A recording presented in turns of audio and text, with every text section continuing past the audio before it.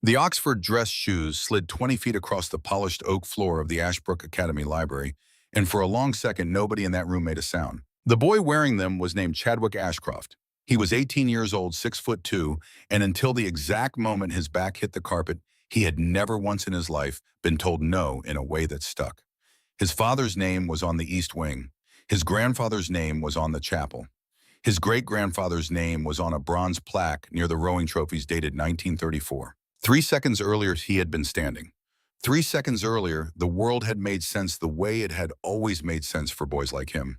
Then a girl who weighed 104 pounds grabbed his wrist, turned her hip into his center of gravity, and sent him airborne like a sack of grain off the back of a truck. 14 phones came out before he landed. To understand those 3 seconds, you have to go back 28 years. But first you have to understand the girl. And to understand the girl, you have to understand the town she came from, the father she lost, and the small man in a basement gym who had been teaching her how to fall since she was 10 years old. Her name was Delaney Monroe. She lived with her mother in a one-bedroom apartment on the third floor of a tired brick building in Bridgeport, Connecticut, 17 miles and a different planet away from the cast-iron gates of Ashbrook Academy. The building had been put up in 1923 to house the foreman of the old Bridgeport Brass Works. The brass works were gone now. The foremen were gone. What was left was faded paint radiators that knocked on cold mornings and the low, steady rumble of the 447 Metro North freight train running up the coast before dawn. Every weekday morning that autumn, the freight woke Laura Monroe in the middle of her night shift sleep. She worked 11 to 7 at the hospital, came home, slept 3 hours, woke up when that train came through, made her daughter eggs, and sat at the kitchen table in her scrubs, watching Delaney eat. Laura was 43 years old. She looked 50. She had lost her husband 2 years earlier to a cancer that moves through the pancreas, the way a house fire moves through a dry attic, which is to say fast and without mercy. And when it was done, it left her with a funeral bill, a second mortgage, and a medical debt that ran to $180,000. She had sold to a Corolla 8 months ago. She rode the bus to the hospital. Delaney walked to the Metro North platform, took the 802 to Greenwich, and walked the last mile and a quarter to school. The first time Delaney had made that walk 6 weeks before Chadwick Ashcroft's feet left the ground, she had stopped at the bottom of the long drive and just stood there looking up at the building. Ashbrook Academy had been founded in 1892 by a coal and railroad man named Ezra Whitfield, who had wanted a place where the sons of the Eastern Seaboard could be trained up to run the country. By 2024, it had survived 2 world wars, the Depression, the Civil Rights era co-ed admissions, and 4 separate scandals buried by competent lawyers. Tuition was $87,000 a year. The campus had its own horse stables and its own observatory. Delaney had stood there in her navy blazer, which she had bought secondhand from the school's used uniform drive for $12, and she had thought, I don't belong here. Then she had thought Dad would have told me to go in anyway. She had gone in anyway. Now 6 weeks later, she was walking up that same drive at 7:25 in the morning on a Tuesday in mid-October. The sky was the color of wet slate. There was a wind coming off Long Island Sound that smelled like cold salt and the first real edge of winter. She had a biology textbook pressed against her chest, and she was doing the thing she had perfected in 6 weeks of surviving this place, which was making herself small. She kept her head down. She kept her hair pulled back in a plain elastic.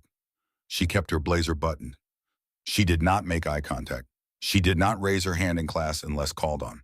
She spent lunch in the library eating a peanut butter sandwich her mother had made at 5 in the morning, wrapped in wax paper and tucked in the same brown bag her mother had used for Delaney's father's shift lunches years ago. The bag still had his handwriting on it.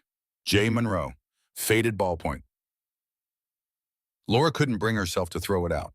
Delaney had learned by the end of the first week that invisibility was not a defensive posture at Ashbrook Academy. It was a survival strategy. And even then it only worked if the predators weren't actively hunting. That Tuesday morning, the predators were hunting. She heard him before she saw him.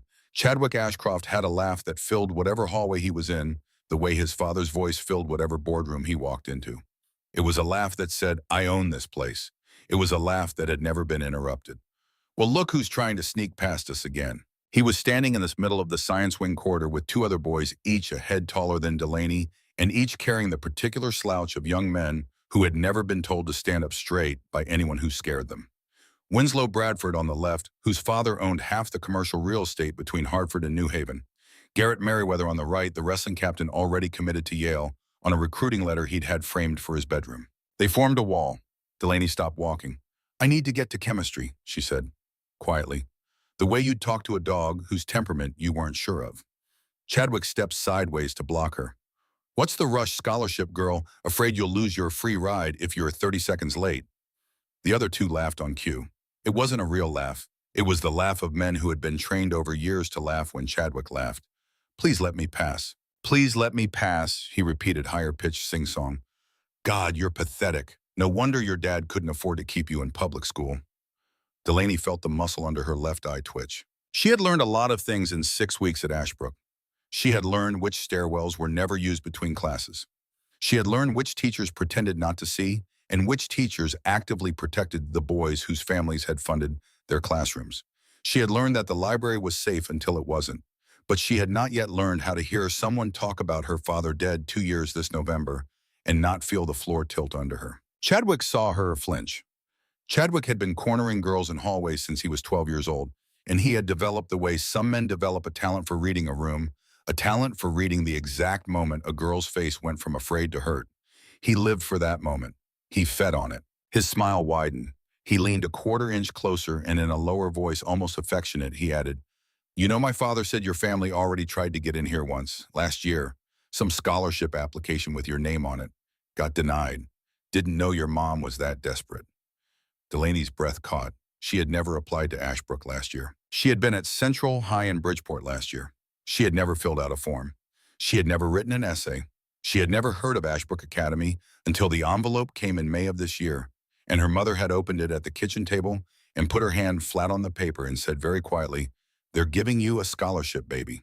She did not have time to think about what Chadwick had just said because Chadwick's hand was already moving. Leave her alone, Chad. The voice came from behind Delaney. It was calm and very clear, and it carried down the marble corridor the way voices do in rooms built to intimidate. Delaney turned. The girl standing there was tall, maybe 5'9", black, with her hair pulled into a tight bun and a phone held at chest height, the camera lens pointed forward. She was wearing the same navy blazer and plaid skirt as every other girl in the hallway, but she wore it the way a prosecutor wears a suit, like it was armor she had chosen on purpose.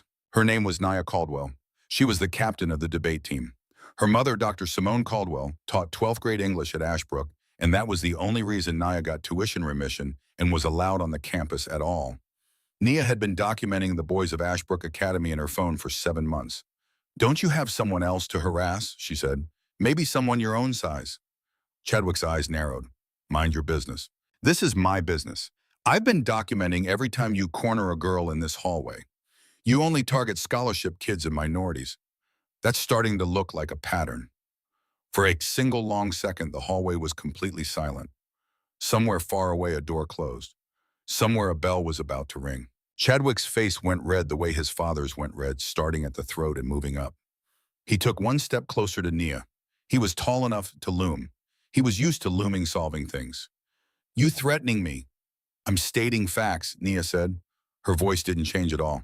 And the fact is, if you don't move, we'll both be late, and I'll have to explain to Dr. Morrison why his star lacrosse player was blocking the hallway. Again. Dr. Morrison was the chemistry teacher and the varsity lacrosse coach. 2 years ago, Dr. Morrison had quietly changed a failing grade of Chadwick's to a passing one after Chadwick's father had donated a new set of scoreboards. Everyone in that hallway knew it. Nobody said it out loud. Chadwick looked at Nia's phone. He looked at Delaney, who hadn't moved. Then his face did something strange. The red drained out. The smile came back. But it was different now. It was darker. It was the smile of a man who has just decided to change the game. You know what, he said. You're right. Let's all get to class. He stepped aside with exaggerated courtesy and gave a little half bow. After you, ladies. Delaney and Nia stepped forward, and as Delaney passed, Chadwick's right hand shot out and caught the back of her blazer. The fabric was old. It had been through the hot wash too many times. It was thin at the shoulders, the way a blazer that had already been owned by 2 other girls before Delaney was thin at the shoulders. It tore loud. The sound of it was not the sound of a shirt ripping. It was the sound of something giving up. Delaney stumbled forward 3 steps. Oops, Chadwick said. Loud, very loud. Loud enough for the 6 students who had just come around the corner to hear in turn. Looks like scholarship girl needs a new uniform. Maybe she can fish one out of the donation bin. The hallway filled up with laughter. Phones came up like flowers turning toward the sun. Delaney clutched the torn flap of her blazer closed with her left hand. Her right hand was still on her biology book. She did not look at Chadwick. She did not look at the phones. She walked very straight back the way her mother walked into the hospital at 11 at night, and she kept walking until she reached the chemistry lab door. Nia was right behind her. Inside the classroom, it was still empty. Dr. Morrison hadn't come in yet. The lights were off. The morning sun was cutting through the tall windows and slanted bars lighting up the dust motes. Delaney set her book down on her lab bench. She held the torn fabric closed in her fist. She did not cry. Nia stood there for a long moment watching her. "He said something," Nia said finally, quietly. "Back there, before I got there. He said something. Didn't he?" Delaney nodded. "Was it about your dad?" Delaney nodded again. Then after a pause, she said, "He also said my mom applied to this school for me last year and got rejected." "That's not true, Nia. I've never applied here before this year." Nia frowned. "You sure?" "I'm sure." "Then he's either making it up or he knows something you don't." The bell rang. The door opened and the other students started filtering in, and the moment was over. Delaney spent the next 50 minutes of advanced chemistry holding her blazer closed with one hand and taking notes with the other. She was aware in the way an animal is aware of things at the edge of a clearing, of every whispered word behind her, every phone angle, every glance. Dr. Morrison did not ask her what had happened to her blazer. He walked past her twice. He did not look at her. By the time Delaney got to the cafeteria at 11:55, the photograph was already up on the Instagram account called Ashbrook Confessions. The account had 11,000 followers. Nobody knew officially who ran it, though everybody assumed. The post was a photograph snapped from behind of Delaney walking down the science corridor with her blazer hanging open in a ragged flap. The caption read, "Scholarship trash falling apart just like her clothes. Maybe it's time to go back where she belongs." The comments were already at 240. Delaney did not have Instagram. She had not had Instagram since the second day of school when she had realized what this place was. But Nia had it open on her phone across the lunch table in the library, thumb scrolling her jaw tight. "Don't read those," Nia said. "I'm going to read them." Delaney, seriously. "I'm going to read them." Nia handed her the phone. Delaney read for about 90 seconds. Her face did not change. When she was done, she handed the phone back. She unwrapped the peanut butter sandwich her mother had made for her that morning. She looked at the brown bag with her father's faded handwriting on it.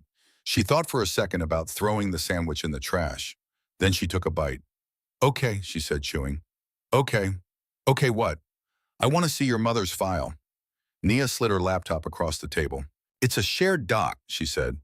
"My mom, me, and two other girls. Margot Fairweather from the paper.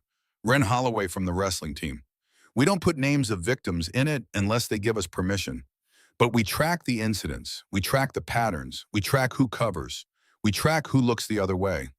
Delaney scrolled. 47 entries. Going back 3 years. Sarah Henniker, locked in an equipment closet during a gym period until she had a panic attack. October 2022. Chadwick Ashcroft implicated. No disciplinary action. Megan Whitaker. Acid spilled on her Intel Science Fair lab notebook the night before state finals. Cost her a full scholarship track to MIT. February 2023. Winslow Bradford implicated. Transferred to a school in New Jersey 2 weeks later. Caroline Farrow. Falsely accused of sleeping with a male teacher for grades. Rumor spread through 3 Instagram accounts in one weekend. Her parents relocated, March 2023. Garrett Merriweather implicated. No disciplinary action. On and on. 47 of them. Delaney stopped at number 12. Wait. What? This one. The entry was from January 2024. 10 months ago, a girl named Aisling O'Brien. Aisling had been a scholarship sophomore. She had been harassed for 4 months. She had eventually left the school. Nothing unusual, except the notes at the bottom of the entry said that Aisling had told Dr. Caldwell something strange on her last day. She had told Dr. Caldwell that the Ashbrook Confessions account knew things about her that she had only ever said in the guidance counselor's office. Things she had only ever said in a locked room to an adult in confidence. Delaney looked up. "Whoever runs this Instagram account works here." Nia nodded once. That's what we think." "Does your mom know who?" "No, not yet. We tried tracing the IP from a post last month.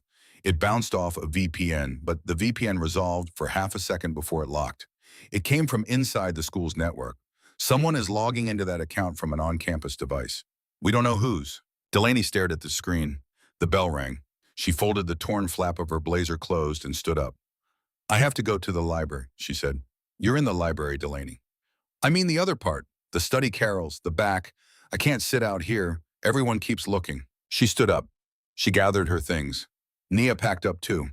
They walked together through the big oak doors into the main reading room, past the portraits of dead headmasters, past Mrs. Patterson, the librarian who was 67 years old and had been at Ashbrook for 41 years, and who looked up from her desk, saw Delaney's blazer, saw her face, and said nothing, because she had seen this before and she had seen what happened to the librarians who said something. They made it as far as the reference section.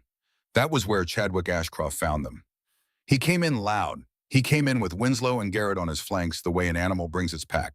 He came in the way a boy comes in when he has been chewed out all morning by teachers he doesn't respect and parents he doesn't fear, and he has decided to take it out on somebody smaller. There she is, he announced. Too loud. Mrs. Patterson's head came up sharply. Hiding out like a little mouse. That's what you are, isn't it, Monroe? Scared little mouse who doesn't belong here. Mr. Ashcroft. Mrs. Patterson's voice was thin and old, but it was there. Lower your voice or leave. Chadwick turned on his $1,000,000 smile. Sorry, Mrs. P, just looking for my study partner. He walked over to Delaney's table. Winslow and Garrett took up positions on either side of it, cutting off the aisle. Nia had her phone out already down low by her thigh, the red record dot on. We have that biology project together, Chadwick said to Delaney. Remember, they did not have a project together. They were not in the same biology class. They never had been. It was just another game. Leave me alone. Or what? He leaned down. His voice dropped to a whisper only Delaney and Nia could hear. Or you'll run crying to Daddy. Oh, wait, he's dead, isn't he? That must be why you dress like you shop at Goodwill. Something small and hot moved inside Delaney's chest. She stood up. Her chair scraped the floor. Get away from me. Chadwick laughed. Real this time. Delighted. He had finally gotten a rise. Finally, showing some spine. About time. I was starting to think you were completely. She tried to push past him. His hand closed around her upper arm. His grip was hard.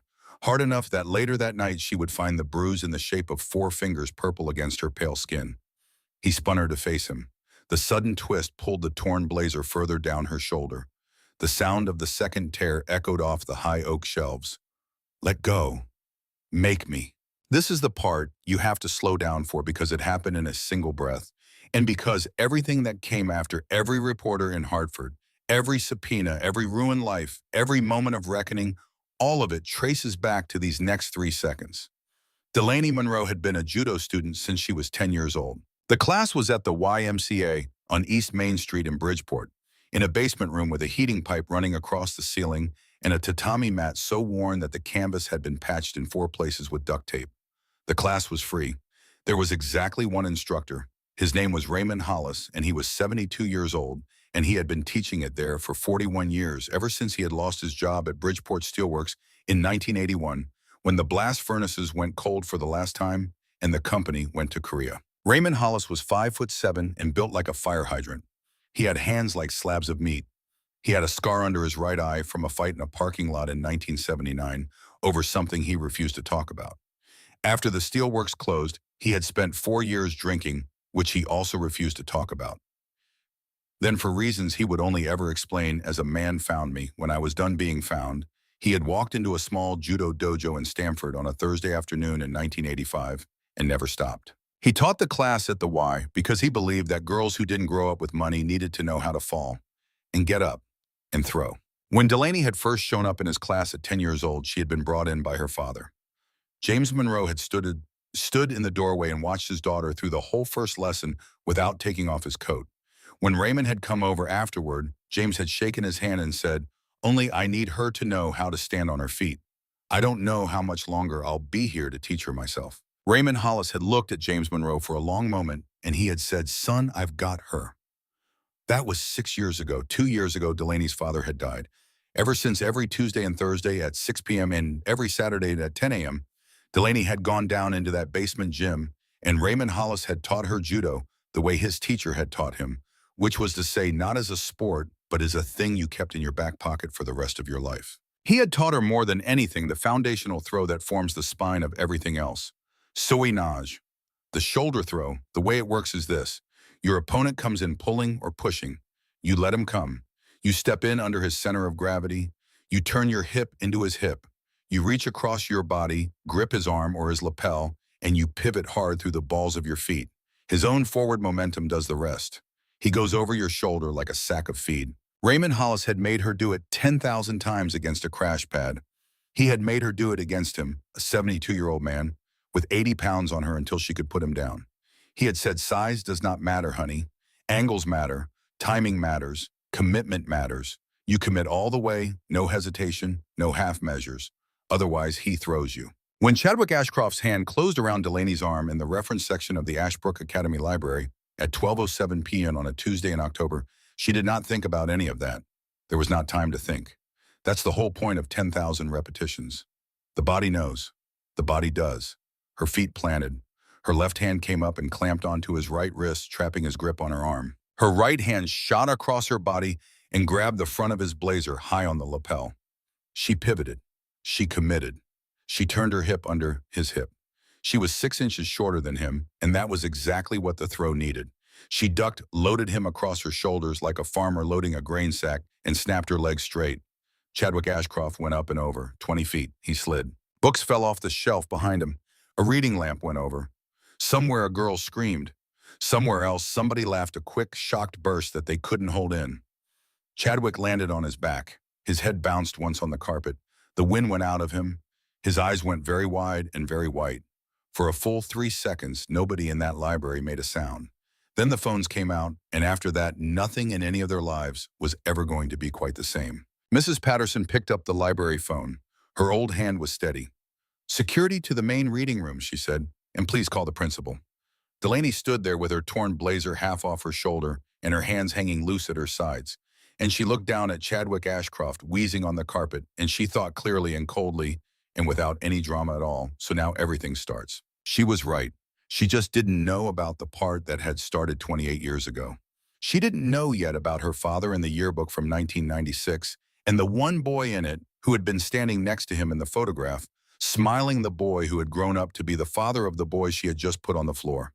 That she would learn that night in her own kitchen from her mother's own hands. Principal Hargrove's office was exactly what you'd expect at a place where the tuition cost more than what most Americans made in a year. Dark walnut paneling, oil portraits of headmasters who had died before the invention of the paperclip, leather chairs that creaked when you sat down, the smell of pipe tobacco from 1958 still in the curtains. Delaney sat in one of those chairs. Her mother had not arrived yet. It was 1:40 in the afternoon, and Laura Monroe was still trying to find a coworker to cover the last 2 hours of her double. And so for the moment, Delaney sat alone on her side of the room and watched the Ashcrofts fill up the other side. Richard Ashcroft came in first, 49 years old, silver at the temples, 6'3". He wore his suits from a tailor in New York who had made suits for his father and his grandfather. He walked into rooms the way aircraft carriers enter harbors. Vivian Ashcroft came in second, a cream-colored blazer, pearls, the kind of makeup that takes 45 minutes to apply and is meant to look like no makeup at all. She did not meet Delaney's eyes. She sat in the chair beside her husband and crossed her ankles and folded her hands in her lap and stared at the edge of the principal's desk. Chadwick came in third, holding an ice pack to his lower back, his face the color of a brick. Dr. Simone Caldwell came in behind Delaney and took the chair next to her. "Her mother is on her way," Dr. Caldwell said. "I'll sit with her until she gets here. Is that acceptable?" "This is family business," Richard Ashcroft said. "It's a school disciplinary matter," Dr. Caldwell said, "and I'm a faculty member. Is that acceptable, Principal Hargrove?" Principal Hargrove, who was 61 years old and had been at Ashbrook for 12 years and had about 18 months until his pension cleared, hesitated just long enough for Richard Ashcroft to see the hesitation. Then he said, "Yes, that's acceptable." Richard Ashcroft's jaw tightened a quarter inch. "I want that girl expelled," he said. "I want criminal charges filed. I want this handled today." "Mr. Ashcroft, let's review all the facts. The facts are clear. This scholarship student attacked my son, unprovoked, in the library. We have witnesses. We have video." "We have video of your son grabbing her first, doctor," Caldwell said evenly. "My daughter recorded it. I've already forwarded a copy to my personal email and to the school board secretary. I would suggest we all take a breath." Richard Ashcroft turned his head very slowly and looked at Dr. Caldwell the way a hawk looks at a smaller bird. "You threaten me, Simone. I observed. Principal Hargrove cleared his throat. I have reviewed the library's security footage and 3 student recordings. Mr. Ashcroft, your son did initiate physical contact. He grabbed Miss Monroe's arm. She responded with a martial arts throw. The amount of force involved is defensible as self-defense. Here is what I am prepared to offer. Chadwick, 3-day suspension for the initiation of physical contact. Mandatory counseling. Miss Monroe, a formal warning for engaging in a physical altercation on school property. No further action. A warning, Vivian Ashcroft said. It was the first thing she had said. Her voice surprised Delaney. It was lower than she expected, tired. A warning, Principal Hargrove said. Richard stood up. This isn't over. Nobody in the room answered him. He took his wife by the elbow. She did not resist, but she did not help either. Chadwick stood last, and as he passed Delaney, he leaned down just close enough and said quietly under his breath, the way a man who has been raised to believe he is untouchable says you're dead. Then he followed his parents out. The door clicked closed. Principal Hargrove exhaled and his shoulders sagged, and for just a moment he looked exactly his age. Miss Monroe, he said, I am doing my best. I know you are. Keep your head down for a few days. Yes, sir. She walked out into the long hallway where the afternoon sun was coming through the tall windows at a low angle, and her mother was just coming through the front doors at the far end of the hall in her hospital scrubs, hair pulled back, and Delaney walked the whole length of that corridor to her mother, and when she got there, her mother put both arms around her and held her and said nothing at all for a very long time. Delaney's phone buzzed against her hip. She pulled it out. It was a text from a number she didn't recognize. You think you won today? Ask your mother tonight what really happened in 1996. Then decide how much you want to keep pushing. Delaney looked at the screen for a long second. She looked up at her mother's face. Her mother had not seen the phone. Her mother was looking past her down the hall at nothing in particular, the way people look past things when they are remembering something they have tried not to remember for a long time. Mom, Delaney said quietly, what happened in 1996? Laura Monroe's eyes came back. She looked down at her daughter. And Delaney saw something in her mother's face she had never seen before in 16 years. Not once, not at her father's diagnosis, not at his funeral, not in the worst month of Bill's. She saw her mother afraid. Let's go home, baby, Laura said. I need to show you something. The apartment in Bridgeport was cold that evening because Laura could not afford to turn the heat on before November. They sat at the kitchen table in their coats. Laura went to the hall closet. She stood on a step stool. She pulled down a shoebox from the top shelf behind the winter blankets where it had been sitting for 26 years. It was an old shoebox Florsheim men's 11. It had been her husband's. She brought it to the table. She sat down across from her daughter. She took off the lid. Inside was a high school yearbook, navy blue, Ashbrook Academy 1996, and under the yearbook, a thick manila envelope sealed. Laura put her hand flat on top of the yearbook. Your father went to Ashbrook, Delaney. Delaney stared at her. He never told me that.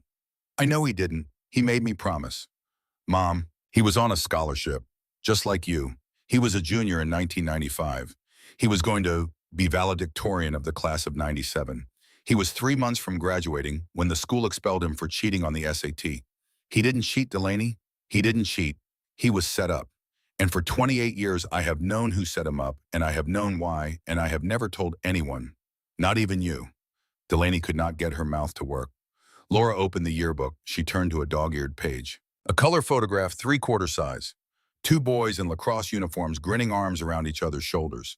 The boy on the left was 17 years old, and Delaney had only ever seen him at that age in one other photograph, the one on the mantel in the living room. James Monroe, her father, before cancer, before hospital bills, before anything. The boy on the right was also 17, blonde, square-jawed, already 6'2". Delaney knew the face. She had seen it 2 hours ago yelling at a principal across a walnut desk. It was Richard Ashcroft. Laura's finger rested on the photograph. They were best friends, baby. They were best friends. Your father and that man were best friends for 2 years. And then in the spring of 1996, your father beat him out for the valedictorian track. And 3 weeks later, your father was accused of cheating, and he was expelled, and his scholarship was terminated. And the man who did it to him was standing in a principal's office today, threatening my daughter. Delaney's hands were shaking. She put them flat on the table. Mom, yes. How did I get into Ashbrook? Laura closed her eyes. For a long moment, she did not answer. Then she said very quietly, I applied for you, Delaney, 2 years ago. The first time. You didn't get in. I didn't tell you. Then I applied for you again last year in your name without telling you. You got in this time. I told you it was the school reaching out. It wasn't. I did it. I did it on purpose. Why? Laura opened her eyes. They were wet, but her voice was steady.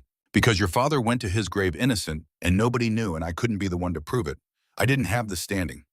I didn't have the access.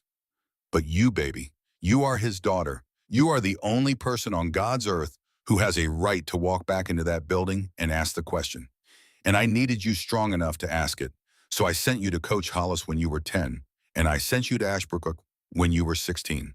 And I have been waiting, Delaney. I have been waiting for 6 weeks for you to give me a reason to open this box. She pushed the yearbook across the table. Today, she said, you gave me a reason. Outside, the 447 freight train had not yet come through. It was only 8 at night.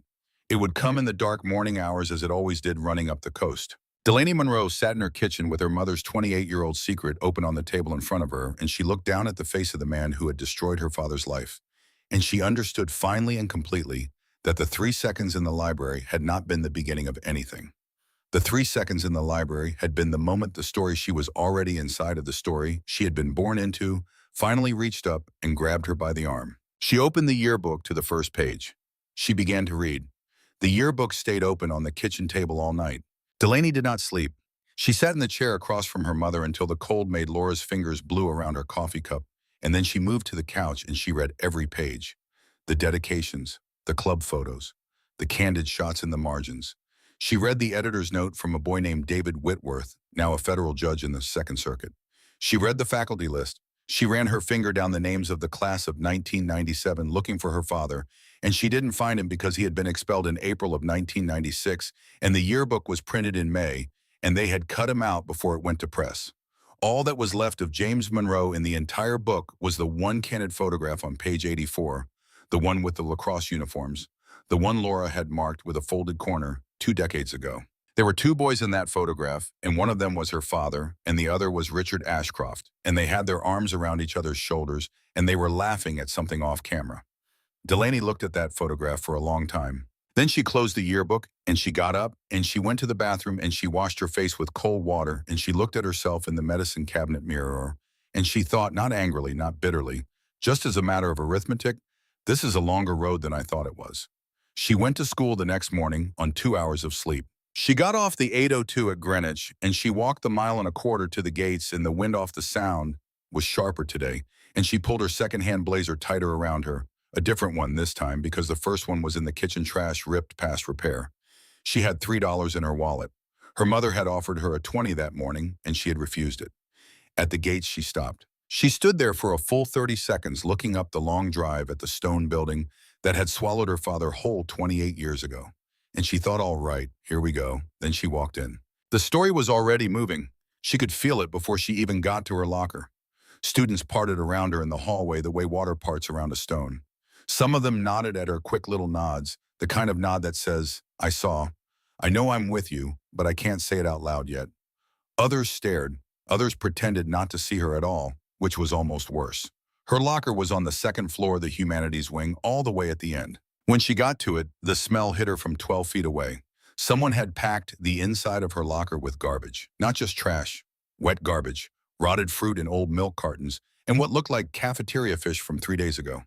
The photographs from the previous day's Ashbrook Confessions post had been printed out and taped to the inside of the door with additions drawn on them in permanent marker. Additions that made what Chadwick had said to her in the hallway look polite. Delaney stood there holding her biology book. She did not move for perhaps 5 seconds. Then a voice behind her said, "Ay, Jesus, not again." She turned. Leonard Shaw was standing there. The school called him Mr. Shaw. Everyone else called him Lenny. He was 66 years old, a head shorter than Delaney, with a gray mustache and a gray buzz cut, and hands that had been doing janitor's work at Ashbrook for 21 years. Before that, he had driven a long-haul rig for Roadway Express out of Hartford until his back went in 2002. He wore a dark blue uniform shirt with his name on a patch over the left pocket. He was holding a mop bucket. He set the bucket down. He looked at the locker. He closed his eyes. "Don't touch anything," he said quietly. "Let me get my phone. I'm going to photograph this, top to bottom, evidence." "Mr. Shaw?" "Lenny. Lenny, I don't want to make trouble for you." He looked at her. It was a long look. It was the look of an old man who has spent 21 years watching the same thing happen to different girls and has never until this morning been given a reason to think it might stop. "Sweetheart," he said, "you already made the trouble. I'm just helping." He took out his phone and photographed the inside of the locker from 5 angles. Then he took a trash bag out of his cart and began emptying it carefully, item by item, wearing rubber gloves, bagging the worst of it separately. Nia arrived. Then Margot Fairweather, the editor of the school paper. Margot was a junior 17 short with her hair cut in a bob and a pair of glasses she had been wearing since the 7th grade. She had her camera around her neck, the real one, the Nikon her grandfather had given her. She was already photographing the locker for her own file. Wren Holloway came next. She was taller than any of them, 6 feet, even the captain of the varsity girls wrestling team, and she had the walk of a young woman who had been putting bigger bodies on the floor for 4 years. She carried herself like a closed fist. And behind her, a slight, quiet boy named Finn Crawford, who had been filming Chadwick's hand throwing erasers at the back of Delaney's head in literature class yesterday and had airdropped the footage to the teacher in front of the whole room. Finn was a senior. He was shy. He had no particular reason to be standing in this hallway, except that he had decided on his own that he was tired. The 5 of them looked at the locker. "Okay," Nia said. "Are we doing this?" "We're doing this," Margot said. "Resistance," Wren said dryly. "I don't love the name," Finn said.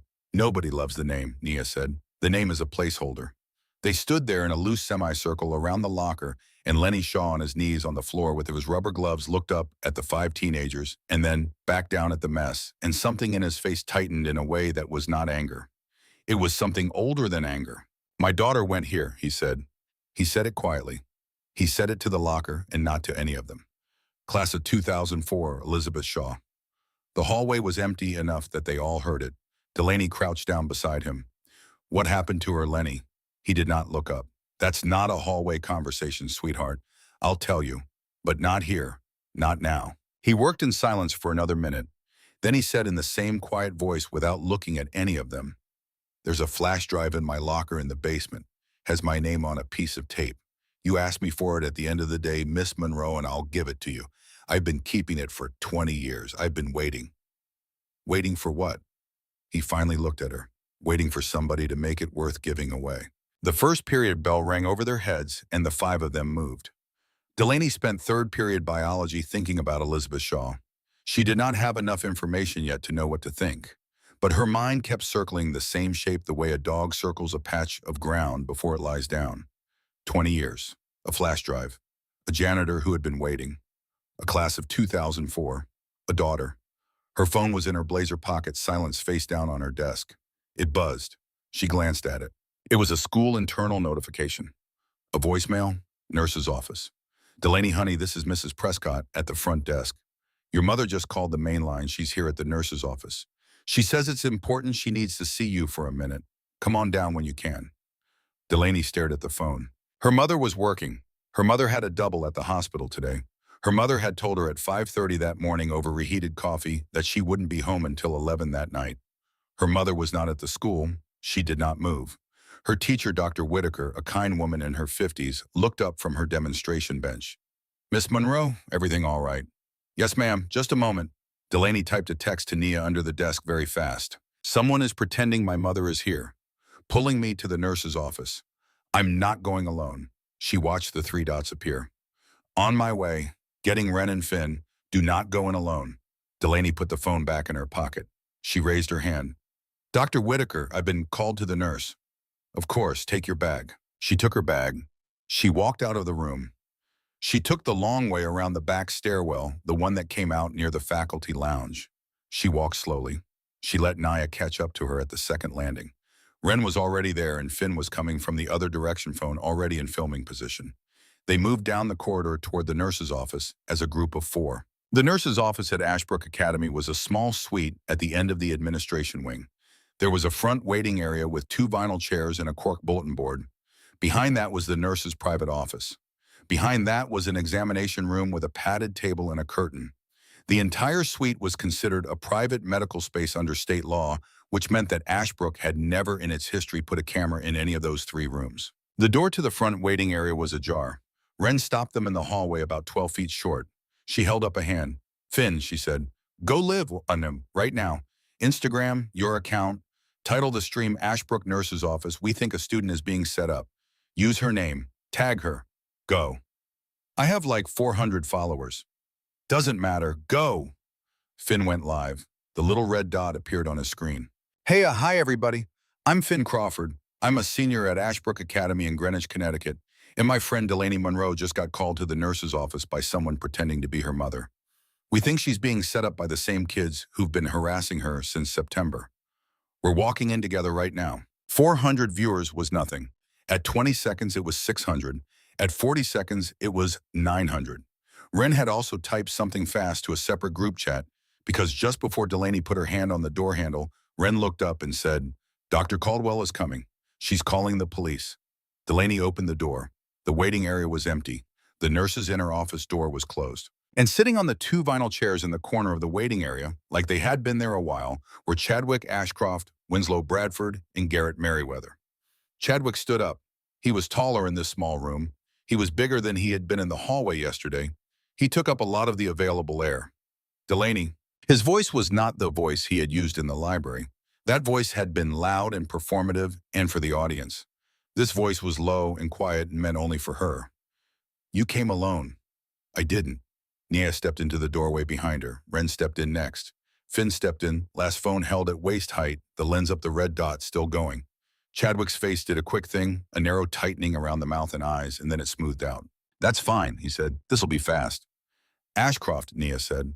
"Whatever you came to say it and go." "Oh, I'll say it. I just don't want to say it to an audience. Can your boyfriend turn off his phone?" "No," Finn said. Chadwick laughed. It wasn't a real laugh. "Okay, fine. Everybody gets to hear then. Delaney, you humiliated me, and more importantly, you humiliated my father. And here's the thing about my father. He doesn't forget, he doesn't let go, and he doesn't lose. So let me explain how the next 2 weeks of your life are going to go unless you transfer out by Monday." Chadwick. "First, your mother's job at the hospital. My Uncle Carter Ashcroft is on the board of directors at Bridgeport Hospital. He's been on it since 2011. Your mother will be laid off by Friday." Restructuring, very sad, no reference letter. Delaney's hands began to shake. She pressed them flat against her thighs. "Second, your apartment, my father owns that building through an LLC called Fairfield Residential Holdings. You're on a month-to-month. He's going to non-renew you. 30 days. You'll be out by Thanksgiving." "Shut up," Nia said. "Shut up, Chadwick. You are threatening a student's family on a live stream. Shut your..." "Third, your college applications. The Ashcroft Family Foundation donates to Yale, Brown, Cornell, Dartmouth, and Amherst." One phone call, Delaney. One. He took a step closer. His face was 6 inches from hers. "Transfer out. Monday. Public school in Bridgeport will take you back. You go quiet. You take down everything. You apologize to me in writing. And maybe my father lets your mother keep her job." The live stream was at 1,400 viewers. Behind Chadwick sitting on the vinyl chairs, Winslow Bradford had gone very pale. Garrett Merriweather was staring at the floor. Neither of them had spoken. Neither of them had known evidently what Chadwick was going to say in this room. They had come for the intimidation. They had not expected a confession. From the hallway, footsteps. Fast. More than one pair. The door opened behind them and Dr. Simone Caldwell came in with 2 uniformed officers of the Greenwich Police Department and Principal Hargrove. One step behind, and behind him, an entire line of students who had followed the live stream from across the campus. And Chadwick Ashcroft turned and looked at his mother's friends, his family's lawyers. 28 years of purchased silence, all of it evaporating in one small room with no camera. Mr. Ashcroft. The lead officer was a woman in her 40s with gray in her hair. She was already taking her cuffs off her belt. "Step away from the young lady, please. Hands where I can see them." Chadwick did not move. "Do you know who my father is?" The officer's face did not change. "Yes, sir, I do. Hands where I can see them." He turned to Delaney. His face was not angry anymore. It was something worse than angry. It was the face of a boy who for the first time in his entire life was looking at a consequence he could not buy his way out of. "This isn't over." "Yes, it is," Delaney said. They took him out of the room in handcuffs. Winslow and Garrett went out behind him, not in cuffs, not yet, but close. Finn's live stream kept rolling the whole way down the corridor, and by the time they reached the front doors of the school, the viewer count was at 41,000. That night, Laura Monroe did not come home at 11. She came home at 6. Delaney was at the kitchen table with the yearbook open again. Her mother came through the door in her scrubs, and she dropped her bag on the floor, and she stood there in the hallway for a long moment, and Delaney looked up and saw her mother's face and knew before her mother said anything. They let me go. Mom, restructuring. Mom, I'm so sorry. Don't. Laura walks to the table. She sat down slowly the way a person sits when they have not eaten all day. Don't you dare be sorry. You didn't do this, baby. He did this. His father did this. You didn't. The phone rang. It was the property management company, Fairfield Residential Holdings. The voice on the other end was a woman's voice, apologetic professional. The lease was being non-renewed, 30 days. They had until the 15th of November to vacate the premises. Laura put the phone down on the table. She laughed once, a dry, single sound with no humor in it. He moves fast, she said, and I'll give him that. The third call came at 7:40. It was the Ashbrook Academy Financial Aid Office leaving a voicemail for Laura Monroe. Effective immediately, Delaney Monroe's merit scholarship was being suspended, pending review of a behavioral incident on October the 15th. Tuition for the current semester, already spent in the amount of $43,500, would remain payable by the family within 60 days, or the student's enrollment would be terminated. Laura listened to the voicemail. She did not speak. She put her face in her hands, and Delaney watched her mother cry for the first time in 2 years. Not since the funeral, not since the folded flag they had handed to her, because James Monroe had served 4 years in the Navy before Ashbrook, and the Navy had honored him even if his high school never would. Laura cried without sound. Her shoulders shook. Delaney went to her and put her arms around her mother, and for a long time they sat like that in the kitchen, and neither of them said anything. The next morning was a Thursday. Thursday was 6 p.m. at Coach Hollis's gym at the Y. Delaney got off the bus at East Main and Pine at 5:50. The bus driver, an older woman named Mrs. Doherty, knew Delaney by face and waved at her. The wind was coming off the harbor, cold and wet. The streetlights had just come on. The Y was a red brick building from 1924, and the basement gym was in the back, reached by a set of iron stairs. The door was propped open with a cinder block, as it always was. The heating pipe overhead ticked. Coach Hollis was alone in the gym. He was sitting on a folding metal chair by the mat. The lights were half off. He had a cup of coffee in his hand, one of those white styrofoam cups from the diner across the street. He looked up when she came in, and he did a thing he had never done in 6 years. He stood up, he walked to the door, and he locked it behind her.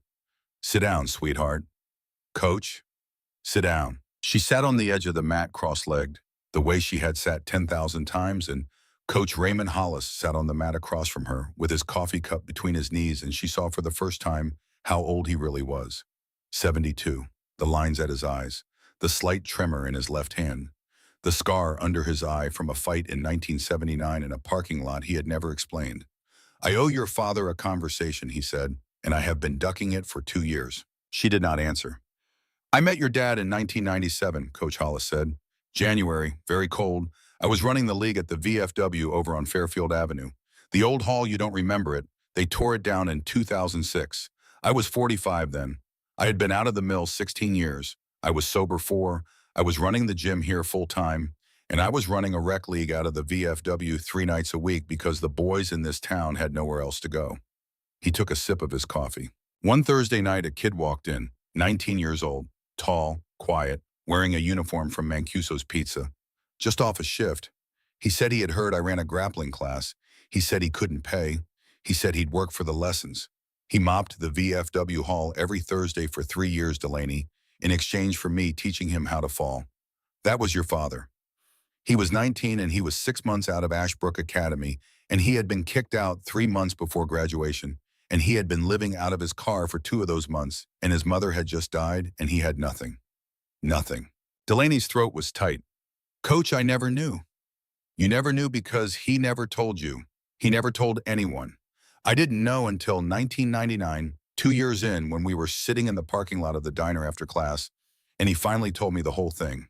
What they did to him. Who did it. He never used the name Ashcroft, not to me. He just said, a boy I thought was my friend. That's all he ever called him. Coach Hollis rubbed his eyes with the heel of his hand. Your father, Delaney. Your father was the best man I ever knew. He did not have a mean bone in his body. He did not drink. He did not raise his voice. He married your mother in 1998, and he worked 2 jobs for 15 years so she could finish nursing school.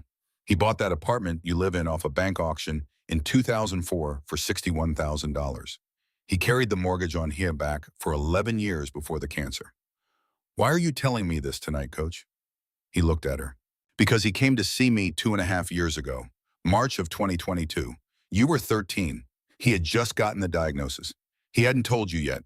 He hadn't told anyone yet except your mother.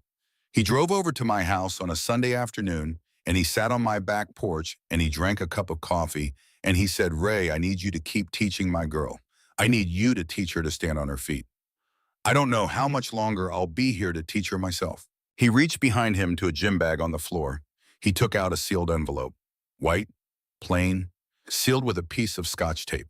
On the front in her father's handwriting, the same handwriting that was on the brown paper lunch bag she had carried to school 300 times, the same handwriting that was in the margins of her old math homework from the 5th grade one-word Delaney. He wrote this 3 weeks before he died, Coach Hollis said. He asked me to hold it until you were old enough. He said you'd know when. He said when the day came that you needed it, you wouldn't have to be told. Delaney took the envelope. She did not open it. She held it in her lap with both hands, the way you hold something that might break if you breathe on it wrong. Coach, she said, why didn't you ever tell me? Because it wasn't my story to tell the sweetheart. I was just holding it. She put the envelope inside her backpack, deep-zipped it into the inner pocket where her judo belt was, and she stood up and she bowed to Coach Hollis the way he had taught her to bow to the mat, and then she walked out of the gym and got on the bus home. She did not open the letter that night. She did not open it the next morning. She carried it in the inner pocket of her backpack for 3 days. On the third morning, she found out about Dean Calloway. It was a Friday, second period. Naya was sitting at the end of the row in Dr. Caldwell's classroom, and Margot and Ren were in the seats behind her. None of them were paying attention to the lecture because Margot had finally cracked the Ashbrook Confessions account the night before. She had done it the old-fashioned way. She had posted a piece of bait content, a fake student tip about a minor infraction only to a small test group of 5 accounts with 5 different VPNs running in different countries. And she had watched the post go up on the Ashbrook Confessions page 40 minutes later. Cross-referencing the login timestamps from each of the 5 bait accounts with the known building access logs of every school-issued device, Margot had narrowed it down. There were 2 possibilities. The first was Ms. Brennan, the young literature teacher. The second was Dean Graham Calloway. Margot had checked the second one first because Calloway's office had Wi-Fi logs that were easier to access if you had, as Margot did, a parent who was a cybersecurity auditor in Stanford. She slid her laptop across Delaney's desk during passing period. Delaney looked. She looked for a long time. Dean Calloway was 56 years old. He was the vice principal of Ashbrook. His specific portfolio for the last 9 years had been the school's anti-harassment policy.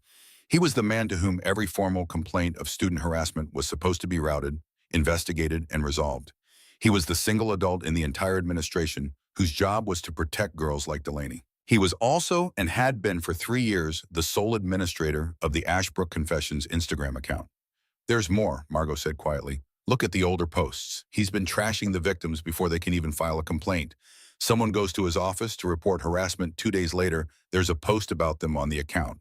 He's been running interference for the school's donors, specifically and almost exclusively for the Ashcroft family. Delaney's heart was in her throat now. Margot, how far back does this account go? It was created in 2021. He's only been running it 3 years. But he's worked here longer than that. He's worked here 28 years, Delaney. He started in 1996 as a teaching assistant. He became a dean of students in 2006. He became vice principal in 2015. Delaney sat very still. Margot, yeah. My father was expelled in the spring of 1996 for cheating on the SAT, who was the teaching assistant at Ashbrook in 1996 who reported the cheating. Margot's eyes went wide. I don't know. I can find out. Find out. Margot was back by the end of the school day. She found Delaney at her locker where Lenny Shaw was just finishing repainting the inside after the rotted fruit incident 3 days earlier, and she was out of breath and her face was pink. Delaney. Yeah. It was him, Graham Calloway, 1996. He was the teaching assistant who brought the SAT cheating allegation to the disciplinary committee against James Monroe. He was the one who delivered the evidence. He was the one who testified in the hearing. He was the only witness. His signature is on the expulsion paperwork Delaney pulled it from the school's public historical records. He has been here this whole time, the same man. He is the connection between what happened to your father in 1996 and what has been happening to you in 2024. Delaney sat down on the floor next to her locker. Lenny Shaw, paintbrush in hand, looked down at her. He had not been following the conversation not closely, but he had heard enough. He set the paintbrush down. He crouched next to her. What did he do, sweetheart? He destroyed my father in 1996, and he's been running the harassment account that's been ruining every scholarship girl at this school for 3 years. And he's protected by the same family whose son I threw in the library. Lenny Shaw nodded very slowly. Miss Monroe, he said, I think it's time for you to look at that flash drive. That night, Friday night, the 18th of October, Delaney Monroe went home to her mother's kitchen in the Bridgeport apartment they had 28 days left to live in. She locked herself in the bathroom. She ran the sink loud for the noise. She sat on the closed lid of the toilet with her backpack at her feet. She took out the sealed white envelope her father had written 3 weeks before he died. She opened it. The letter was 2 pages. She read it once all the way through. Then she read it again. She did not cry. Her face did not change. She sat there on the closed toilet lid in the small bathroom with the running sink, and she read her father's last letter to her twice, and when she was done, she folded it back up and slid it into her jeans pocket. Of the 2 pages of that letter, only 1 sentence would ever be spoken aloud in any room where anyone outside of Delaney Monroe could hear it. That sentence came at the bottom of the 2nd page above her father's signature, and it said, "Don't win for me, sweetheart. Win for you." Delaney Monroe stood up. She turned off the sink. She walked out into the kitchen where her mother was sitting at the table with her head in her hands, surrounded by the termination notice from the hospital and the non-renewal notice from the property company and the scholarship suspension letter from the school, and she put her hand on her mother's shoulder and she said quietly and without any drama at all, "Mom, I'm going to go see a reporter tomorrow." Laura looked up. "Which reporter?" "His name is Franklin Boyle. He's at the Hartford Courant. Dr. Caldwell went to college with him. He has 38 years at that paper. Dr. Caldwell says he is the last real investigative reporter left in the state of Connecticut, and she says he has been waiting 30 years for somebody to hand him the Ashcroft family on a plate." Laura stared at her daughter, Delaney. "Yeah. Are you sure?" Delaney Monroe put her hand on the letter in her pocket. "I'm sure." Franklin Boyle's office was not in the Hartford Courant building downtown. It had not been since 2019, when the paper sold 2 of its 3 floors to a consulting firm and moved what was left of the newsroom into a converted bank building on Prospect Street. Boyle's desk was in the back corner near a window that overlooked a parking lot and a CVS. On the wall behind him were framed front pages. 3 Pulitzer finalist no-wins, a story from 1994 about a state senator who had traded votes for construction contracts, a story from 2003 about a Catholic diocese in New Haven, a story from 2011 about the Connecticut lottery. He was 64 years old. He wore reading glasses on a black cord around his neck. His hair was mostly gone on top, and what was left was white. He had a cardigan that had been his wife's father's, given to him at the funeral in 2014. He wore it on cold days, and he wore it on the day Delaney Monroe walked into his office with her mother on a Saturday morning in late October of 2024. He listened for 2 hours without writing anything down. Delaney sat in a metal folding chair across from his desk. Laura sat beside her. Delaney talked the entire time. She laid out the yearbook. She laid out Margot's documentation of Dean Calloway's IP logs. She laid out the screenshots from Ashbrook Confessions. She laid out the timeline from 1996 to 2024. She laid out the flash drive Lenny Shaw had given her. She did not mention her father's letter. The letter stayed in her jeans pocket. When she was done, Franklin Boyle took off his reading glasses. He set them on the desk. He looked at Laura Monroe for a long moment. Then he said, "Mrs. Monroe, your husband was a year behind me at St. Joseph High School in Trumbull. I didn't know him well. He was a freshman when I was a sophomore. I saw him at a basketball game once. He was a quiet kid." Laura's eyes welled up and she looked at the floor. "I didn't know what happened to him at Ashbrook until right now. I had heard rumors for 30 years about that school. Everybody in this business has. Nobody ever gave us enough to work with." He looked at Delaney. "Miss Monroe, I am going to ask you some things that are going to sound cold. I am not being cold. I am doing my job. Are you ready?" "Yes, sir." "First, your father's letter, the one you mentioned. I am not going to ask to see it. That belongs to you. I will never print a word of it unless you tell me to, and if you do, I will read it back to you 3 times before it goes to press. Understood?" "Yes, sir." "Second, this is going to take 6 weeks. It is not going to be a live stream. It is not going to be a viral moment. I am going to disappear for 6 weeks, and you are not going to hear from me much. And during that time, things are going to get worse for you, not better. Your mother is going to have to find another job. You are going to have to find another place to live. You are going to have to keep going to that school. Can you do that? Yes, sir. Third, if I do this, I am going to call a 71-year-old woman in Vermont named Margaret Hayes. She taught math at Ashbrook from 1988 to 2009. She was on the disciplinary committee that expelled your father. She retired early. I have known about her for about 6 years because she tried to tip this paper twice in 2008 and 2011, and both times she pulled back at the last minute. I think she is afraid. I think she has been afraid for a long time. I am going to drive up there and knock on her door and ask her to be afraid with me instead of alone. That is the piece that makes this story real. Everything else is paper. She is the witness. Do you understand? Yes, sir. Fourth, you do not talk to any other reporter. Not one, not some, not the New York Times, not the local news, not TikTok, not Instagram. If somebody calls you, you say no comment and you hang up. If I get this right, the Times will pick it up on their own after I run. If I get it wrong, it dies here. Either way, the story is mine. Those are my terms. Nod if you understand. Delaney nodded. Franklin Boyle put his glasses back on. He took a yellow legal pad out of a drawer. All right, he said. Let's start at the beginning. 6 weeks is a long time to wait while your life comes apart. By the end of October, Laura Monroe had taken a per diem nursing job at a smaller hospital in Norwalk that paid $14 an hour less than Bridgeport. She left the apartment at 10 p.m. and came home at 8 in the morning and slept 4 hours. By the first week of November, she and Delaney had packed their belongings into 31 cardboard boxes and moved into a 2-bedroom rental that Dr. Simone Caldwell's brother, a man named Joseph Caldwell, who owned a small construction company in Stratford, had quietly offered them below market. It was an old house, it had drafts, it was a roof. Delaney went to school every day. She kept her head up now. She did not make herself small. The blazer she wore was a new used one that Margot's mother had bought for her at a thrift store in New Canaan. It fit. She had her hair cut short just above her shoulders, and she did not wear it in a ponytail anymore. She walked down the hallway like she had a right to be there because she did and because her father had. Chadwick Ashcroft had been formally expelled. His case was moving through the Connecticut juvenile justice system. He had been held on $100,000 bond, which his father had posted inside of 2 hours. He was living at a hunting lodge the family owned in Montana while his lawyers negotiated. Winslow Bradford and Garrett Merriweather had been suspended pending charges. Both were still in Greenwich. Both avoided the hallways when Delaney walked through them. Dean Graham Calloway was still at the school. This was the thing that was hardest. He was still in his office on the second floor. He still ran his Monday morning all-school assemblies. He still gave the same speech about the Ashbrook community and about mutual respect and about taking harassment seriously. Delaney would pass him in the hall, and he would nod at her, professional and bland, as if nothing were happening at all. She kept walking. She kept her mouth shut. She kept her father's letter in her pocket, folded so many times now that the creases had worn thin.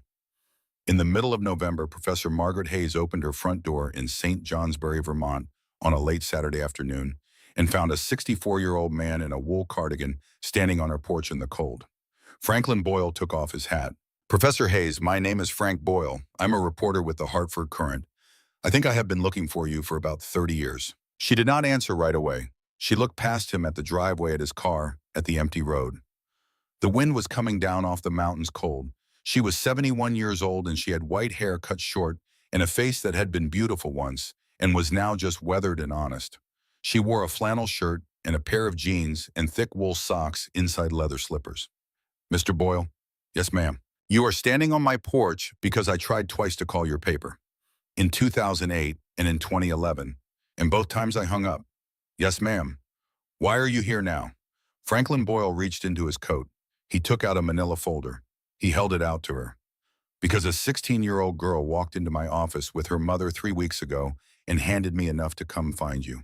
Her name is Delaney Monroe. She is the daughter of James Monroe, and I believe you know who that is. Margaret Hayes looked at the folder. She looked at the reporter's face. Her eyes filled up. She did not let the tears fall. Mr. Boyle, she said, come inside. I have been waiting for this knock for 28 years. She made him coffee. She sat across from him at her kitchen table. Behind her through the window, the afternoon light was going down over a stand of birch trees. She told him everything. She told him she had been on the disciplinary committee in the spring of 1996. She had been 43 years old at the time, a math teacher tenured.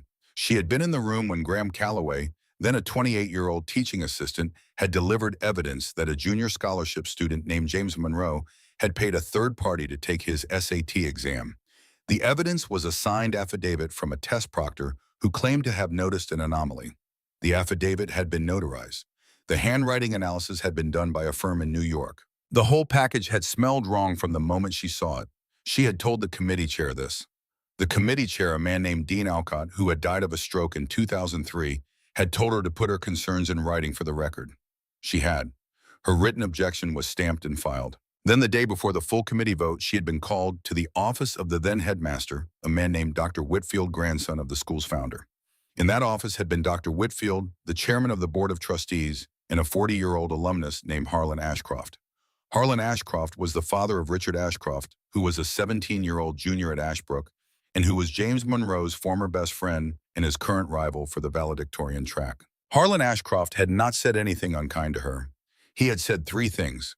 First, that her husband had been laid off from Pratt & Whitney the previous autumn, and that his own company did a great deal of business with Aetna, and that he understood her husband was looking at a junior executive position at Aetna that had not yet been offered, and that he hoped it would be offered soon. Second, that her son, who was 15 and had just been accepted to Choate on a partial scholarship, was a remarkable young man, and that Ashbrook's Board of Trustees routinely offered supplemental grant aid to families of faculty members in good standing. Third, that he understood there was a written objection filed with the disciplinary committee, and that he hoped she would reconsider whether that objection reflected her considered judgment, and that Dr. Whitfield would very much appreciate her vote in favor of expulsion when the committee met the next morning.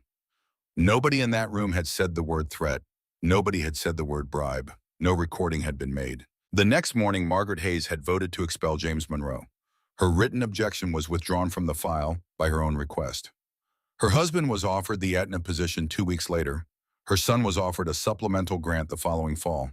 She had lived with the knowledge of what she had done for 28 years. In 2008, she had tried to call the Hartford Courant. She had hung up when the reporter asked her last name.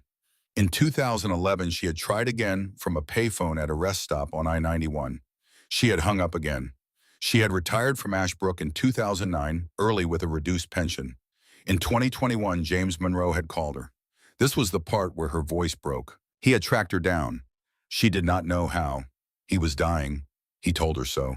He told her he was not angry with her. He told her he understood. He told her he had two requests. The first was that she keep somewhere safe a letter he was going to send her by certified mail, and that she hold it until his daughter was old enough to understand it, and that she give it to a reporter named Frank Boyle if Frank Boyle ever showed up at her door. The second was that she forgive herself. She had cried on the phone. He had cried on the phone. 2 weeks later, the letter had arrived. She had put it in a fireproof box in her closet, and she had not opened it. She got up from the kitchen table. She walked back into her bedroom. She came back with the fireproof box. She opened it on the table in front of Franklin Boyle. Inside was a single white envelope sealed and on the front in James Monroe's handwriting, to whichever reporter has the courage to come looking. Franklin Boyle did not open it that afternoon. He drove back to Hartford with the envelope on the passenger seat and the heater running, and that night he called Delaney Monroe at her new apartment in Stratford, and he said to her quietly, "I have everything I need. 6 days. Sit tight." The Sunday edition of the Hartford Courant for December the 8th, 2024 ran the story on the front page above the fold. It ran 9,000 words across 11 columns. It ran with a sidebar piece by a younger reporter on the history of Ashbrook Academy's discipline committee. It ran with a separate sidebar piece on the Ashbrook Confessions Instagram account and Dean Graham Calloway's role in running it for 3 years. It ran with Margaret Hayes' photograph. It ran with a photograph of James Monroe, age 17, in the Ashbrook lacrosse uniform, standing next to Richard Ashcroft, arms around each other's shoulders. It did not run a photograph of Delaney. At Frank Boyle's insistence, she was referred to throughout the piece only as Monroe's 16-year-old daughter, whose name the Courant is withholding at her family's request. The Associated Press picked it up by 11 a.m. The New York Times ran a follow-up on Monday. By Tuesday, the story had been carried on NPR, in the Washington Post, and on the CBS Evening News. That Tuesday evening, the Ashbrook Academy Board of Trustees convened an emergency meeting in the walnut-paneled boardroom on the third floor of the main building. There were 14 trustees. Richard Ashcroft was not one of them anymore. His seat had been vacated that morning by a unanimous written consent vote. The board chair was a woman in her late 50s named Catherine Ellsworth Pratt. Delaney had never met her. She was told later that Mrs. Ellsworth Pratt had voted against the Ashcroft family on every close vote for the last 9 years and had been outvoted every single time. Delaney sat in the second row of folding chairs along the back wall. Her mother sat beside her. Dr. Simone Caldwell and Nia sat to her left. Margot was in the press row with her camera. Wren and Finn sat directly behind Delaney. Frank Boyle sat at the press table in the corner, a yellow legal pad in front of him, not writing. Richard Ashcroft came in with 3 lawyers. He did not look at Delaney. He sat at the long table in the center of the room with his lawyers on either side. Vivian Ashcroft came in 10 minutes after him. She sat alone 3 chairs away from her husband. She did not look at him either. Principal Hargrove had resigned by letter that morning. He was not in the room. Dean Graham Calloway was also not in the room. He had been arrested at 11:47 a.m. on the previous Monday in his office on the second floor of the administration wing by agents of the Connecticut State Police. He was currently being held in federal custody on charges of wire fraud conspiracy to commit fraud and multiple counts of falsifying educational records. His arraignment was scheduled for the following week. Mrs. Ellsworth Pratt called the meeting to order at 6:30 p.m. She read a statement. She said that the Board of Trustees had over the previous 72 hours reviewed the evidence presented in the Hartford Courants reporting the documentation provided by the Connecticut State Police and an internal audit commissioned the previous Monday. She said that the board had determined that there was credible evidence of a pattern of administrative misconduct dating back to at least 1996 involving the falsification of disciplinary records, the retaliation against scholarship students, and the acceptance of improper financial considerations from members of the Ashcroft family in exchange for institutional cooperation. She said that the full board was empowered to act.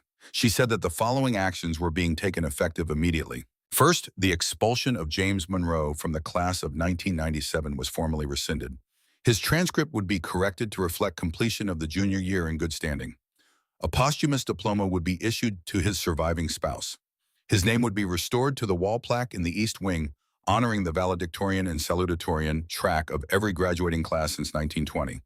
Above his name on that plaque, a simple notation added at the direction of the board would read, Diploma awarded 2024. Laura Monroe made a small sound in her chair. Delaney reached over and took her hand and held it. Second, Mrs. Ellsworth Pratt said the board had voted unanimously to refer the matter of the Ashcroft family's financial relationship with the administration over the last 30 years to the United States Attorney's Office for the District of Connecticut. The federal investigation would be independent of the school. The school would cooperate fully.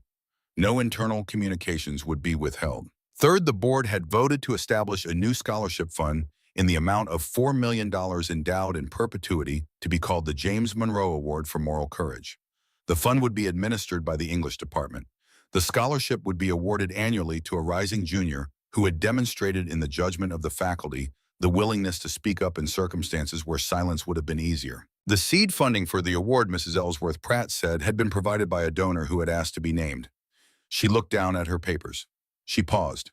She looked up again, not at Delaney, but at the man sitting 3 chairs away from Richard Ashcroft in the second row of the audience. An old man in a gray suit, 78 years old, Ted Ainsworth. The donor, Mrs. Ellsworth Pratt said, is Mr. Theodore Ainsworth, who has been a member of this board of trustees since 1982 and who asked this afternoon to be granted 2 minutes of personal remarks before this meeting concludes. She paused. Mr. Ainsworth. The old man stood up. In his right hand, he was holding a cut glass tumbler with 2 fingers of whiskey in it, left over from the reception the board had hosted an hour earlier. He did not set it down. He carried it with him to the front of the room the way another man his age might have carried a cane. He walked with a slight hitch in his left hip. He had been a lacrosse player himself at Princeton class of 1968. After that, he had spent 41 years at Aetna Insurance, rising to senior vice president of underwriting, retiring in 2011. He was one of the last members of the old Hartford business establishment who still lived in Hartford proper in the same 3-story Victorian on Prospect Avenue he had bought with his first wife in 1977. He walked to the front of the room. He did not stand at the podium. He stood next to it, one hand resting on its edge, the way an old man steadies himself without asking for help. He cleared his throat. He looked at Laura Monroe in the second row. Mrs. Monroe. Laura straightened. Mrs. Monroe, I wrote remarks on the plane this morning, coming back from a meeting in Chicago. I am not going to read them. I threw them away in the taxi.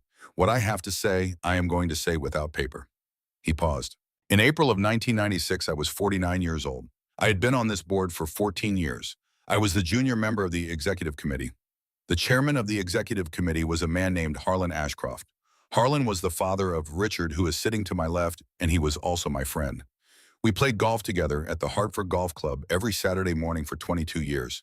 I was the godfather of his daughter Elaine, who died of leukemia in 2009. He stopped. He took a handkerchief out of his breast pocket. He touched it to the corner of his eye. He put it back. In April of 1996, there was a disciplinary hearing for a junior scholarship student named James Monroe. I sat on the executive review panel that confirmed the recommendation of the lower committee. I voted to confirm the expulsion. Before I cast that vote, Harlan Ashcroft called me at my office. He said he had concerns about the character of the young man in question. He said he believed the cheating allegation was credible. He said he would consider it a personal favor if I voted to confirm the expulsion. He paused again. He did not offer me anything. He did not have to. Harlan and I did $300 million of business together over the course of my career at Aetna. He was my friend. He asked me for a favor. I gave it to him. I did not look at the file. I did not read Margaret Hayes's written objection, which was in the materials handed to me that morning, and which I set aside without opening. I voted the way I was asked to vote. I went home that night. I slept fine. He looked down at the tumbler in his hand. 3 years later, in 1999, I began to hear rumors about how that hearing had been managed. I ignored them. In 2006, when Graham Calloway was promoted to Dean of Students, I had a bad feeling about it, and I raised the question in executive session, and I was overruled, and I let it go. In 2011, when Mr. Boyle from the Current made a phone call to this school's general counsel asking about discipline records from the 1990s, I knew what he was asking about. I said nothing. I did nothing. I have known for something close to 25 years that something was wrong with the file of James Monroe. And for 25 years, I have chosen every single day to not know it on purpose. He looked up. He looked directly at Laura. Mrs. Monroe, I am 78 years old. I was the friend of the man who destroyed your husband. I was not the man who did it, but I was the man who could have stopped it at 4 different points in 4 different decades, and I did not. I am sorry. I am so sorry. That apology is not worth very much. It does not put your husband back in this school. It does not put him back in your house. I understand that. I am aware of it. I have lived with the awareness of it for a long time. The scholarship fund is the best I can offer. It is a coward's restitution, but it is what I have. I hope your daughter will accept it someday on her father's behalf. He stood there a moment longer. He turned to Richard Ashcroft, who had not moved, whose face was white. Richard Ashcroft looked up at him. Your father was my friend.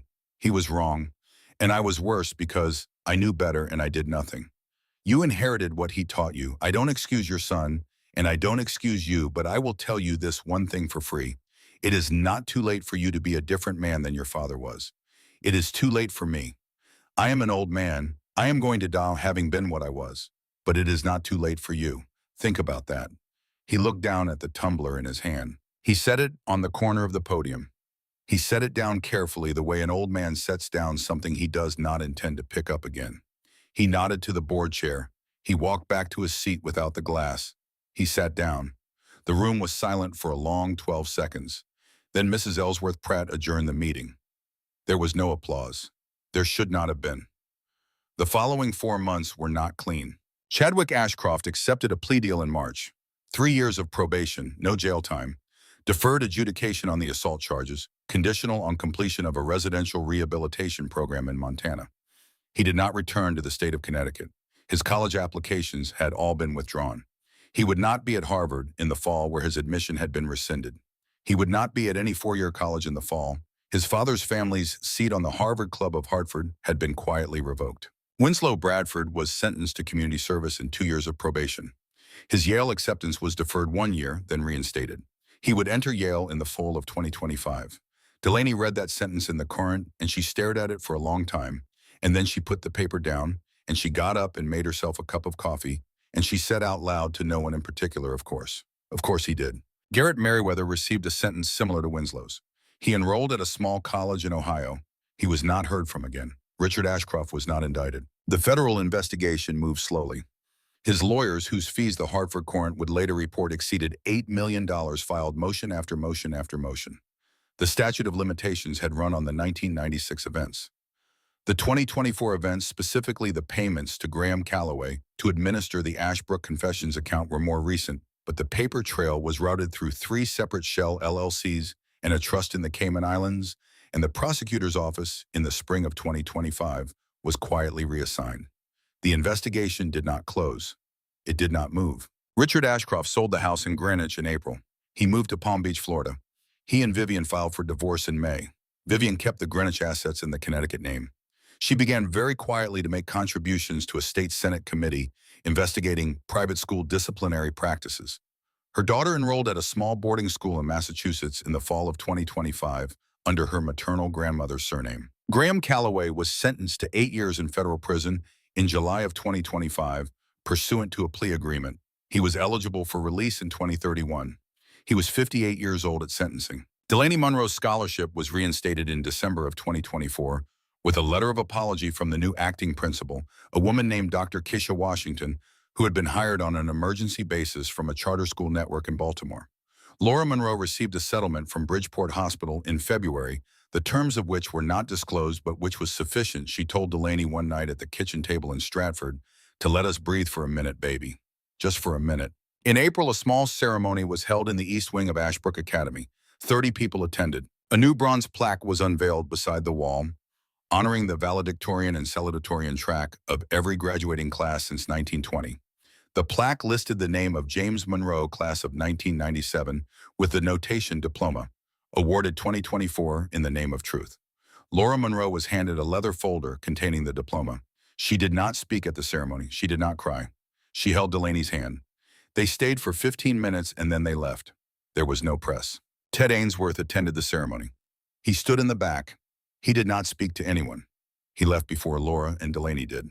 6 months later, on a Saturday morning in late April of 2025, Delaney Monroe was in the basement gym of the YMCA on East Main Street in Bridgeport, teaching a beginner's judo class to 8 girls between the ages of 9 and 11. It was the class Coach Hollis had been teaching for 43 years. He had called her on a Tuesday night in March and asked her if she wanted to take over the Saturday morning session. He had told her in the same voice he had used when she was 10 years old that his knees were going, and he was 73 in June, and he wanted to sit and watch somebody else do the teaching for a while. She had said yes. That Saturday morning was her 4th class. The girls were in white jai over whatever they had worn from home.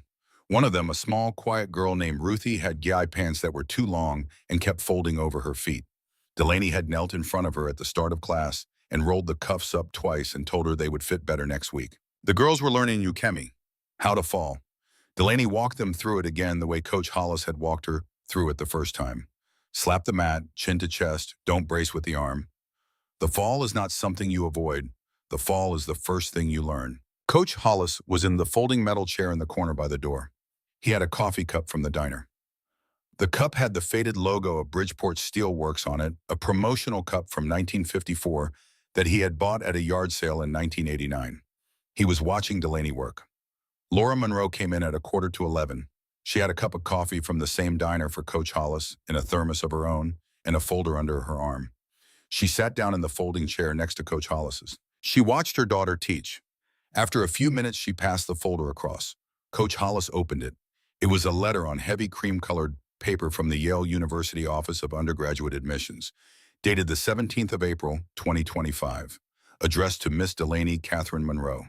It was a letter of acceptance to the class of 2029 with a full 4-year merit scholarship, including room and board funded by the James Monroe Award for Moral Courage. The seed funding for that award had been provided by Theodore Ainsworth.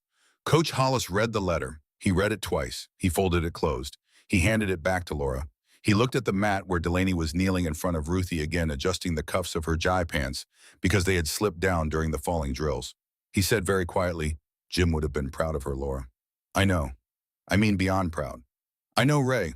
He took a long sip of his coffee. The class ran for another 20 minutes. When it was over, the girls bowed to the mat and then to Delaney and then filed out in small groups with their mothers waiting in the stairwell. Ruthie was the last to leave. She hugged Delaney around the waist and said something too quiet to hear, and then ran to her grandmother, who was waiting at the door with a small smile. Delaney came to the folding chairs. She sat down on the mat at her mother's feet the way she had sat 10,000 times, and her mother put her hand on the top of her head. Yale, Laura said. I know. Yale, baby. I know, Mom. They sat there for a while. Later that evening, Delaney Monroe sat on the front steps of the rental house in Stratford. It was a long Saturday evening in late April, and the sky to the west was going through the last of its color. A neighbor across the street was grilling something that smelled like chicken. A dog was barking 3 houses down. She had the letter from Yale in her left hand. She had her father's letter taken out of the pocket of her jeans and unfolded for the first time in months in her right hand. She read it again. She read it slowly. The first page was about her, about who she was when she was small, about her laugh, about the first time he had taken her to the zoo and she had been afraid of the goats, about the night her mother had gone into labor and the drive to the hospital in the weather. He had written down every detail he could remember, a long list not organized, just the things he wanted her to know that he remembered. A father's inventory. The second page was about him, about Ashbrook, about what had happened in 1996, about what he had done with the years after. He did not mention Richard Ashcroft by name. He did not mention Graham Calloway by name.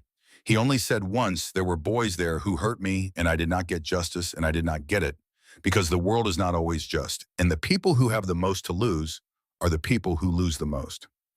And then the sentence at the bottom, the only one she had ever said out loud, don't win for me, sweetheart, win for you. And below that, the last line he had written. Not a speech, not a lesson, just a line a father had written to his daughter, the kind of line that belongs only to the two people on either end of it. She read it, she folded the letter, she put it back in her pocket. She sat there for a long time as the light went. Inside the house, through the open window behind her, she could hear her mother in the kitchen washing a single plate, humming a song Delaney had not heard her hum in 3 years. It was a song James Monroe had sung to both of them 1,000 times in the old apartment in Bridgeport after dinner when the dishes were done. It was not a famous song, it was an old song. It was the song of a man who had known he did not have long and who had wanted his women to remember him by the sound of his voice. Laura Monroe was humming it again. Delaney closed her eyes. She listened. The street lights on the block came on one by one, first the near one, then the far one, then the one across the street, small yellow circles coming up in the late blue of a Connecticut spring evening. A car went by. A screen door slammed somewhere. A train whistle blew very far away on the coastline, a long, low note carrying up through the evening. She did not make a speech that night. She did not testify before the Senate. She did not, in fact, ever give a televised interview about Ashbrook Academy. The story of her life after that spring does not belong in this telling. She went to Yale in the fall. She studied history. She kept teaching the Saturday morning class at the Y for the 4 years she was in college, driving home on weekends. She never once talked to a reporter about her father. She never once spoke publicly of Richard Ashcroft. Some mornings on the train back to New Haven on a Sunday afternoon, she would think about Chadwick in Montana, or about Winslow at Yale 1 year ahead of her somewhere on the same campus in some classroom she would never walk into, and she would feel the old anger come up hot and sharp, and she would put it down again. The way Coach Hollis had taught her. Commitment. No half measures. She had committed to living a life. She would live it. Delaney Monroe did not get justice for her father. She got something smaller than justice, and harder to name. A mother's voice humming a song in a kitchen through a screen window on a spring evening in Stratford, Connecticut. A scholarship fund with her father's name on it. A bronze plaque in a hallway that corrected a record 28 years late. 8 girls in a basement gym learning how to fall and how to get back up. She got a life. Some men, when they are 78 years old and their friends are dead and their debts are unpaid, stand up in a walnut-paneled room and say out loud the thing they have been afraid to say for 25 years. Some do not. Theodore Ainsworth did. Richard Ashcroft did not. Chadwick Ashcroft will not, probably ever. Graham Calloway will come out of federal prison in the year 2031. He will be 64 years old. Where he goes after that is not Delaney's problem. Where she goes is. She stood up from the front steps. She picked up the yearbook. She picked up the Yale letter. She went inside. Her mother was still humming. Delaney Monroe closed the door behind her, and the Connecticut evening went on without her, the way it always had and the way it always will.